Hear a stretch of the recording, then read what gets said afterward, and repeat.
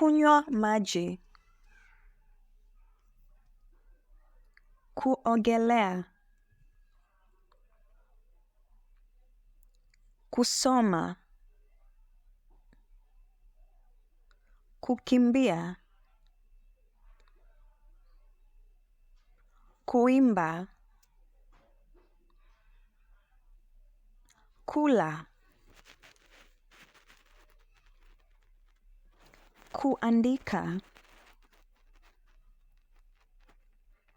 kulia,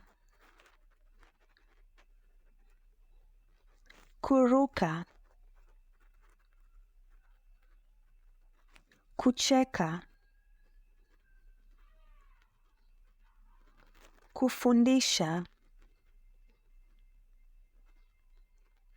kutembea, kuendesha gari, kuendesha baisikeli, kuongea.